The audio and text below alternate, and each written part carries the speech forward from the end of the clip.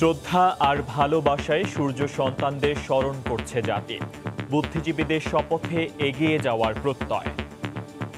পাকিস্তানের যে প্রেতাত্মারা, আমি মনে করছি তারাই আসলে আমাদের ইতিহাস, আমাদের সংস্কৃতি, আমাদের এই প্রজন্মের কাছ থেকে ভুলিয়ে দেওয়ার চেষ্টা করছে। বুদ্ধিজীবী হত্যার যে খলনায়করা ছিল তাদের সকলকে বিচারের আওতায় আনা যায় নাই। শিগগিরই হবে রাজাকারের তালিকা। মহান পার্লামেন্ট অনুমোদন করে আইনটাকে পাশ করে আমরা রাজাকারদের তালিকা প্রকাশ করব। যুদ্ধাপরাধী দল হিসেবে এখনো বিচারের মুখোমুখি করা যায়নি জামায়াতে ইসলামীকে। ঘাতকদের রাজনীতি থাকবে, আমরা দুই একজন ঘাতকের বিচার করলাম, এটা যথেষ্ট বলে আমি মনে করি না। দেখছিলেন প্রধান শিরোনাম। দুপুরের সময়ের সঙ্গে আছি ফয়সাল মোর্শেদ। এবার অন্যান্য শীর্ষ সংবাদ। পদ্মা সেতুর সঙ্গে পাল্লা দিয়ে চলছে নদী শাসন। পাথরে বাঁধানো হয়েছে দুপারে 9.5 কিলোমিটার। ফেলা হয়েছে কোটি বালুর বস্তা। দেশের বাজার থেকে গত 11 মাসে 30 কোটি টাকার মেয়াদ উত্তীর্ণ ঔষধ জব্দ। 3 মাসের মধ্যে বাকি সব ঔষধ বাজেয়াপ্তের নির্দেশ হাইকোর্টের।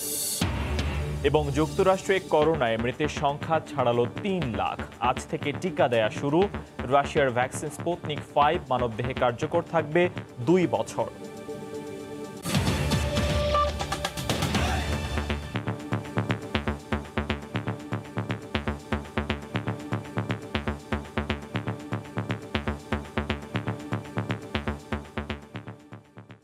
পাকিস্তানি বাহিনীর নীল নকশায় 1971 সালের 14 ডিসেম্বর নিভিয়ে দেয়া হয় বাঙালির মেধার আলো।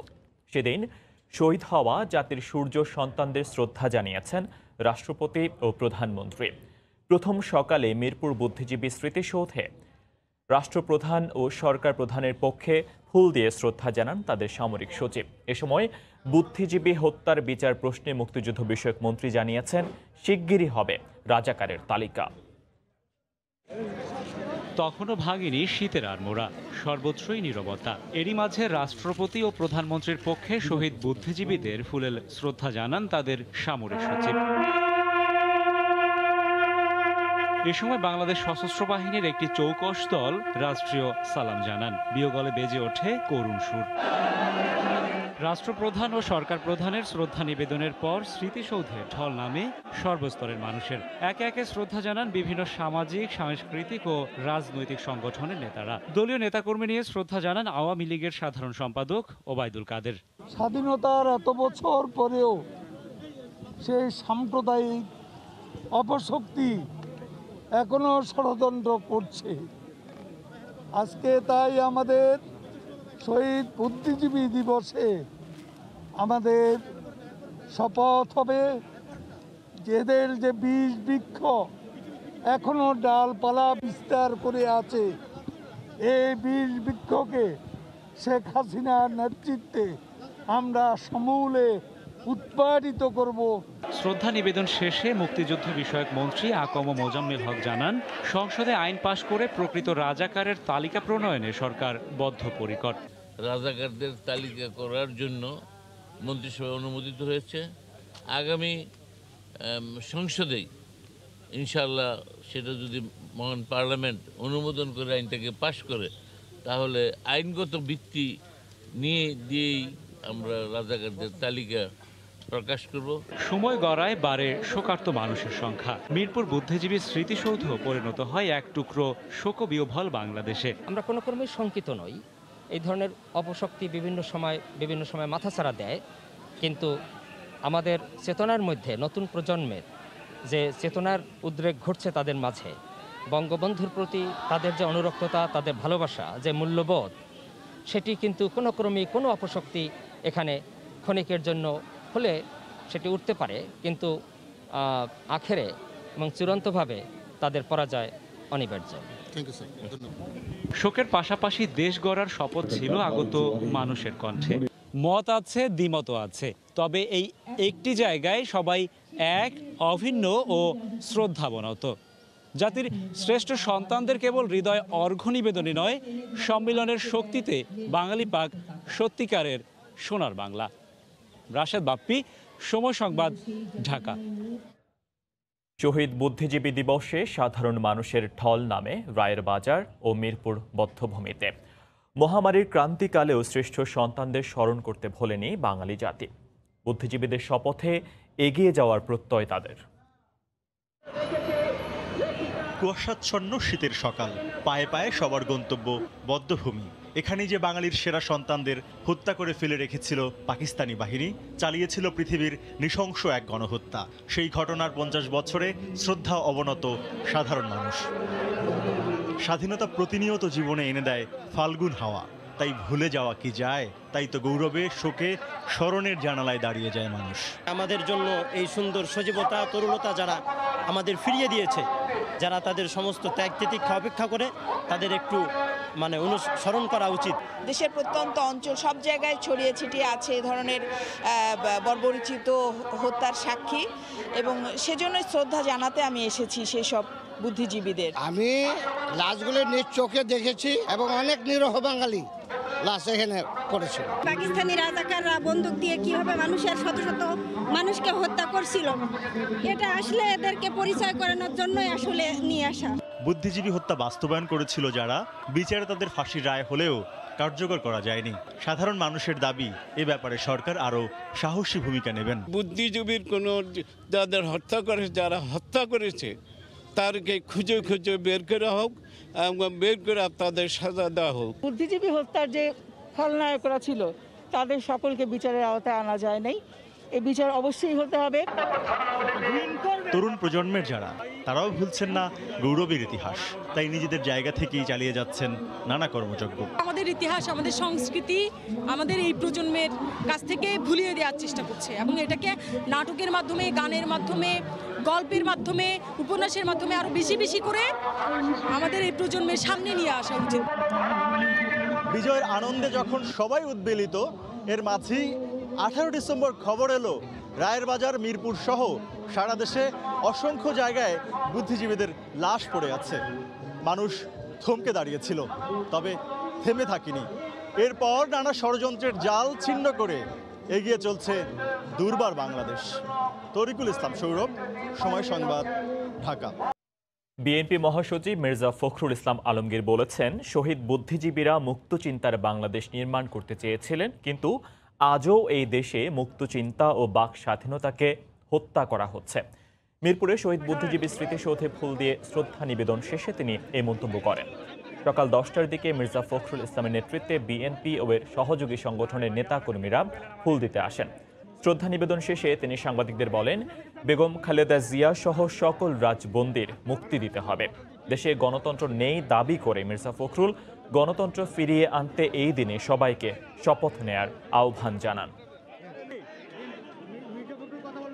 মুক্ত বুদ্ধির বাংলাদেশ চিন্তা নির্মাণ করতে চেয়েছিলেন, একটি মুক্ত চিন্তার বাংলাদেশ নির্মাণ করতে চেয়েছিলেন, কিন্তু কি দুর্ভাগ্যের কথা যে আজকে সেই বাংলাদেশে গণতন্ত্রকে হত্যা করা হয়েছে, মানুষের বাক স্বাধীনতাকে কেড়ে নেওয়া হয়েছে।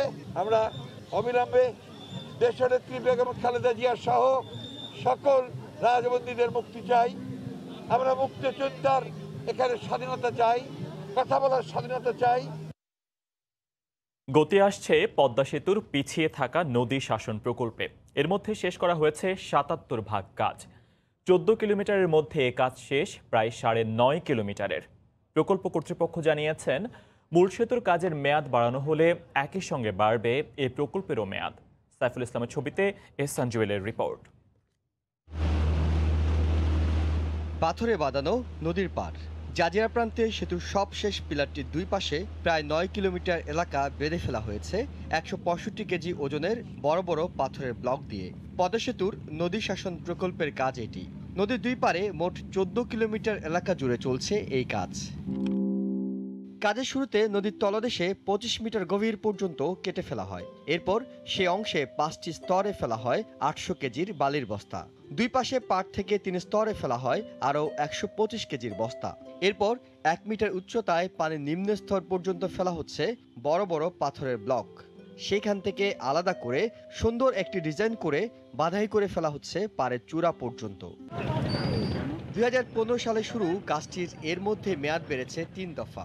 সবশেষ 2021 সালের জুন মাসের মধ্যে শেষ হওয়ার কথা থাকলেও সেটি সম্ভব হবে না। তবে মূল সেতু শেষ হওয়ার সময়ে নদী শাসনের কাজও শেষ করার ব্যাপারে আশাবাদী প্রকল্প পরিচালক। বর্ষা মৌসুমে নদী শাসনের কাজ খুবই কম হয়। ব্রিজের কাজ যদিও কিছু কমে, বাট বেশি কমে না, কিন্তু নদী শাসনের কাজ তো আপনার 80%-এর উপরে কমে যায়। আমরা একটু পিছনে আসি, বাট ব্রিজ এবং রিভার ট্রেনিং ওয়ার্ক খুব বেশি হেরফের হবে না। বড় বড় দুটি ডিজার মেশিন দিয়ে চলছে নদী শাসনের কাজ। এখন পর্যন্ত নদীতে 23,180 কেজি বালির বস্তা আর 125 কেজির 88 লাখ বালির বস্তা ফেলা হয়েছে। সেতুর কাজ পুরো শেষ হওয়ার অনেক বছর পরও চালিয়ে যেতে হবে জটিলেই নদী শাসনের কাজ। সেতু রক্ষণাবেক্ষণের কাজ যারা করবেন তাদের সাথে সমন্বয় রেখে কাজ করা গেলে যে লক্ষ্য নিয়ে বড় বাজেটের এই কাজটি করা হচ্ছে তা থেকে সুফল পাওয়া সম্ভব হবে। এহসান জুয়েল, সময় সংবাদ, জাজিরা, শরীয়তপুর। যুক্তরাষ্ট্রে করোনায় মৃতের সংখ্যা ছাড়িয়েছে 3 লাখ। এ পর্যন্ত আক্রান্তের সংখ্যা 1,67,00,000-এরও বেশি। প্রতিদিনই গড়ে আক্রান্ত হচ্ছেন 2 লাখ করে। এমন পরিস্থিতিতেই দেশটিতে ফাইজারের ভ্যাকসিন প্রয়োগ শুরু হওয়ায় স্থানীয় সহ প্রবাসীদের মধ্যে এসেছে স্বস্তি। নিউ ইয়র্ক থেকে বিস্তারিত জানাচ্ছেন হাসানুজ্জামান সাকিব।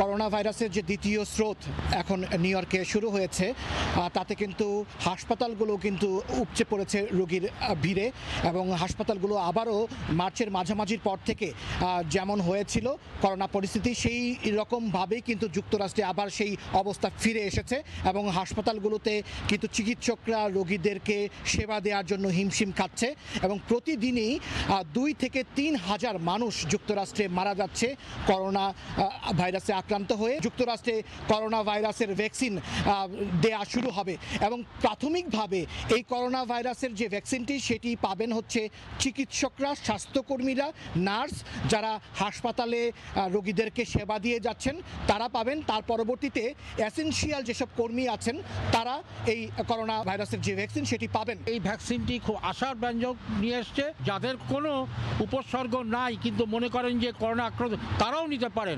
শুধু পারবেন না হচ্ছে প্রেগনেন্ট উইমেন এবং যাদের অ্যালার্জিক রিয়াকশন আছে এবং যারা ইমিউনোসাপ্রেশন, যেমন অর্গান ট্রান্সপ্ল্যান্ট, তারাই শুধু নিতে পারবেন। যুক্তরাষ্ট্রে প্রথমবারের মতো করোনার যে ভ্যাকসিন সেই ভ্যাকসিনটি প্রয়োগ করা হবে। এখন সেই দিকেই আমরা সবাই তাকিয়ে আছি, এবং সাধারণ মানুষ তাকিয়ে আছে কত দ্রুত এই ভ্যাকসিনটি পাবে। হাসানুজ্জামান সাকি, সময় সংবাদ, নিউ ইয়র্ক। এদিকে যুক্তরাষ্ট্রের প্রতিটি প্রান্তে পৌঁছে গেছে করোনার টিকা। এক জরিপে দেখা গেছে দেশটির 61% মানুষ ভ্যাকসিন নিতে চান। প্রতিবেশী কানাডাতেও শুরু হচ্ছে ভ্যাকসিনের প্রয়োগ। এর মধ্যে রাশিয়া জানিয়েছে তাদের উদ্ভাবিত স্পুতনিক 5 ভ্যাকসিন একবার নিলে 2 বছর পর্যন্ত সুরক্ষা দেবে। এভাবেই এক অঙ্গরাজ্য থেকে অন্য অঙ্গরাজ্যে পৌঁছে যাচ্ছে ভ্যাকসিনের চালান। -70 ডিগ্রি তাপমাত্রায় সংরক্ষণের কারণে বিশেষ ফ্রিজিং ব্যবস্থায় তা পরিবহন করা হচ্ছে। প্রাথমিকভাবে 50টি অঙ্গরাজ্যে 30 লাখ ডোজ পৌঁছেছে। ইতোমধ্যে এক জরিপে দেখা গেছে অন্তত 61% মার্কিন নাগরিক ফাইজারের তৈরি টিকা নিতে আগ্রহী, আর টিকা নিতে চান না 32% মানুষ। মার্কিন প্রেসিডেন্ট ডোনাল্ড ট্রাম্প সহ হোয়াইট হাউসের কর্মকর্তা, কংগ্রেস আর সুপ্রিম কোর্টের সদস্যরাও প্রথম ধাপে ভ্যাকসিন গ্রহণ করবেন। কানাডাতেও ইতোমধ্যে পৌঁছেছে ফাইজারের ভ্যাকসিনের প্রথম চালান। যুক্তরাষ্ট্রের সঙ্গে মিল রেখে 14টি কেন্দ্রের মাধ্যমে প্রাথমিকভাবে কয়েক হাজার ডোজ দেয়া হবে। গেল সপ্তাহ থেকে যুক্তরাজ্যে ফাইজার ও বায়োনটেকের ভ্যাকসিন দেয়া হচ্ছে। এটিকে হালাল বলে ঘোষণা দিয়েছেন ব্রিটিশ চিকিৎসকরা। তারা বলছেন ভ্যাকসিনে হারাম কোনো উপকরণ নেই। ফাইজার বায়োনটেকের পর এবার চীনের সিনোফার্মের ভ্যাকসিন অনুমোদন দিল বাহরাইন। এদিকে ভারতে জানুয়ারি থেকে শুরু হচ্ছে টিকা প্রয়োগ কার্যক্রম। রাশিয়া ব্রিটেনের অক্সফোর্ড ও অ্যাস্ট্রাজেনেকার সঙ্গে সমন্বয় করে কাজ করছে। এরই মধ্যে দেশটির স্পুতনিক 5-এর ভ্যাকসিনের প্রস্তুতকারক গামালিয়া গবেষণা কেন্দ্রের প্রধান আলেকজান্ডার গিন্সবার্গ জানিয়েছেন রুশ ভ্যাকসিন একবার নিলে তা 2 বছর পর্যন্ত সুরক্ষা দিতে সক্ষম। সৈয়দ ইফতেখার, সময় সংবাদ। দেশে গত 11 মাসে 30 কোটি 15 লাখ টাকার মেয়াদ উত্তীর্ণ ওষুধ ধ্বংস করা হয়েছে। 7 কোটি 26 লাখ টাকা জরিমানা আদায়ের পাশাপাশি মামলা করা হয়েছে প্রায় 1450টি। আজ ঔষধ প্রশাসন অধিদপ্তর হাইকোর্টে এ রিপোর্ট দাখিল করে। এ সময় উচ্চ আদালত বলেন, মেয়াদ উত্তীর্ণ ঔষধ বাজারে যেন ঢুকতে না পারে সেজন্য কারখানায়ও অভিযান চালাতে হবে। বাজারে থাকা মেয়াদ উত্তীর্ণ ওষুধের বিরুদ্ধে প্রায় 2 বছর আগে চিরুনি অভিযানের নির্দেশ দিয়েছিলেন উচ্চ আদালত। এরপর থেকে বিভিন্ন সময়ে এই অভিযানের অগ্রগতি জানাতে হয় হাইকোর্টকে।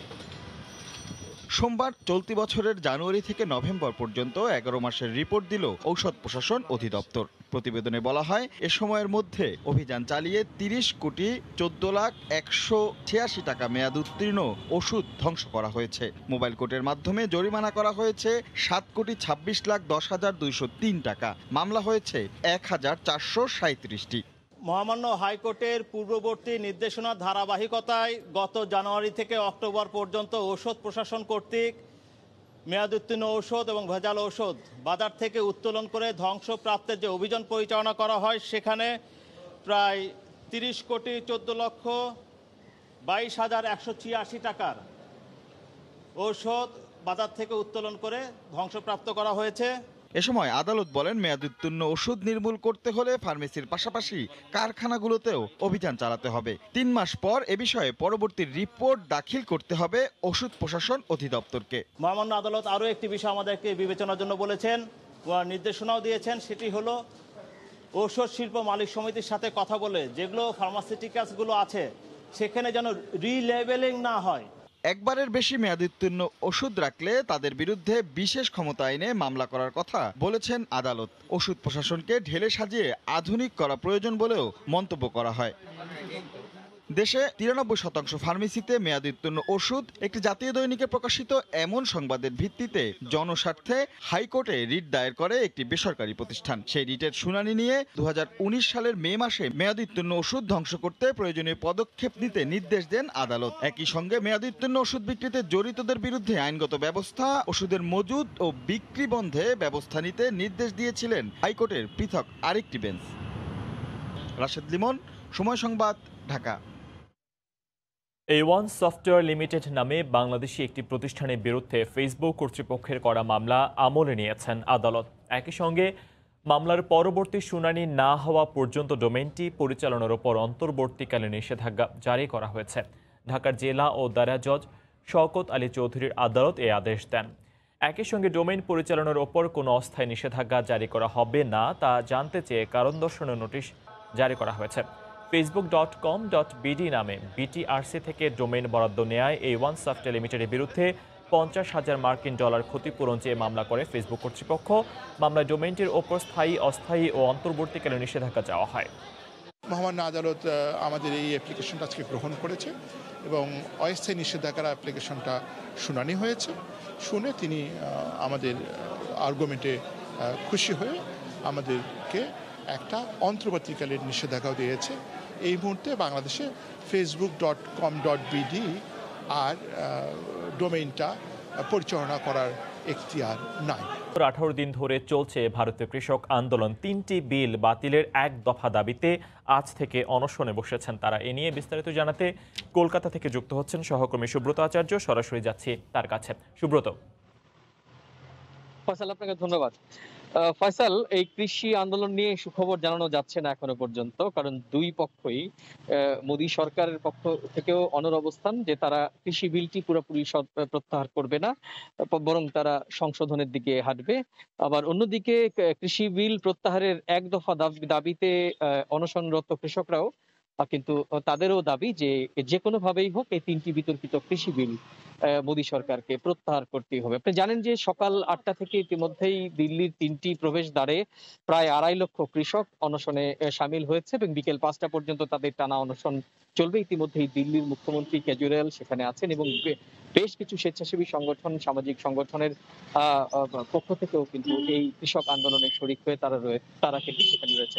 আপনি জানেন যে এই ভারতের এই চলমান কোভিড বাস্তবতায় সেপ্টেম্বর মাসে লোকসভাতে কৃষকদের সঙ্গে আলোচনা না করেই ভারত সরকার এই কৃষি বিল সংশোধন করে এবং যেখানে অত্যাবশ্যকীয় 3-4টি কৃষি পণ্য, চাল, ডাল, আলু, বেশ কিছু অত্যাবশ্যকীয় পণ্য তালিকা থেকে বাদ দিয়ে দেওয়া হয়। কৃষকদের অভিযোগ যে এতে আসলে মোদী সরকার যারা কর্পোরেট সংস্থা আছে এই তাদেরই সুযোগ সুবিধা নিশ্চিত করেছে। তাদের এই দাবির পরিপ্রেক্ষিতেই 25 তারিখ থেকে দিল্লির পার্শ্ববর্তী দুটো রাজ্য পাঞ্জাব এবং হরিয়ানা থেকে কয়েকশো কৃষক দিল্লির উদ্দেশ্যে রওনা হয় এবং পরবর্তীতে সেটা সাক্ষী হয়েছে। আপনি জানেন যে দর্শকদের মধ্যে জানেন যে দিল্লিতে প্রবেশ করার সময় গত 26 তারিখে পুলিশের সঙ্গে তাদের কি পরিমাণ রণক্ষেত্র চেহারা নিয়েছে। এখনো পর্যন্ত যেটি খবর, প্রায় 2.5 লক্ষ কৃষক দিল্লির 3টি প্রবেশদ্বারে তারা অবস্থান করছেন, যদিও শান্তিপূর্ণভাবে অবস্থান করছেন। কিন্তু বিকেল 5টার সময় দিল্লির অন্যতম যেখানে সবচেয়ে বড় কৃষকরা এই মুহূর্তে অবস্থান করছেন, গাজীপুর সীমান্তে একটি বৈঠক হবে এবং সেই বৈঠকে পরবর্তী কর্মসূচি আবার কৃষকদের পক্ষ থেকে ঘোষণা করা হবে। তো এই ছিল আমার কাছে ভারতের কৃষক আন্দোলনে আমার কাছে থাকা সবশেষ। ফয়সাল, ভারতের কৃষি আন্দোলনের খবর নিয়ে সরাসরি যুক্ত হয়ে জানাচ্ছিলেন কলকাতা থেকে সহকর্মী সুব্রত আচার্য। এ পর্যায়ে শীর্ষ সংবাদ জানিয়ে দিচ্ছি আরেকবার।